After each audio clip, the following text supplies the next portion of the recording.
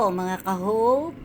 Ayan, good morning po. Nandito po ako ngayon sa Annex sa Maharlika Integrated. Integrated ba? Oo.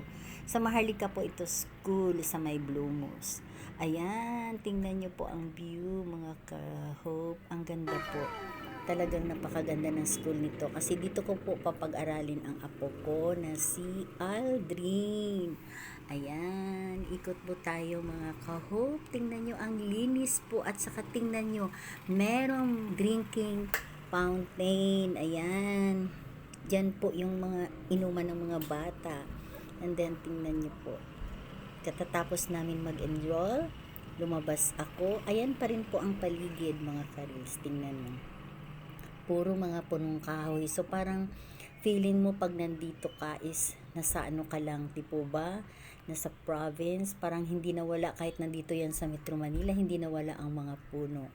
Kaya napakaganda po ng ambience. Dito naman po tayo sa ano. Ito po yung pinaka plaza nila. Ayan, tingnan niyo po.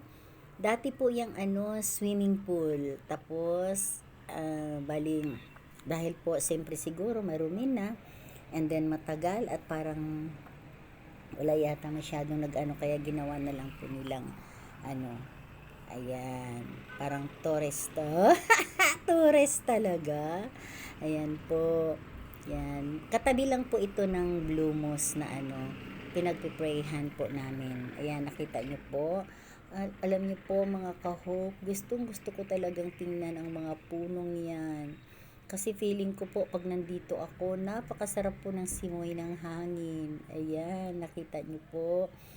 Yan, ang mga puno ay malalaki. Sana lang po, maano po, lalo silang lumago at matagal pa po yung buhay nila. Para naman po may madapuan yung ating mga ibon.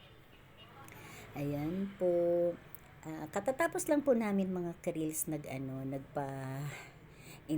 Kaya after, sabi ko, kasi sa harap lang po ito ng school, sabi ko bisita kasi talagang naa-amaze ako sa mga puno.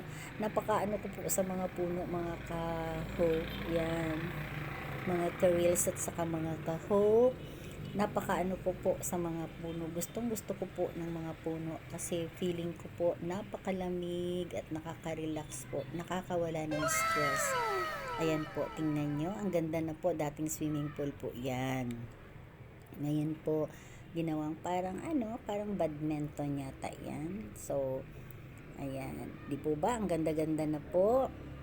Yan. So, mga ka-hope, ayan po ang ating ano. Dito po yan makikita sa Maharlika. Ayan. Maharlika Village. Sa Blumos po. Malapit po ito. Tabi lang po ito ng ano, mosque.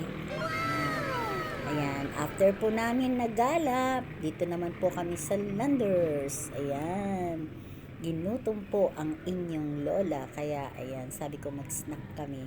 Ayan, ano lang, light lang na snack, french fries, at saka dalawang malalaking ano,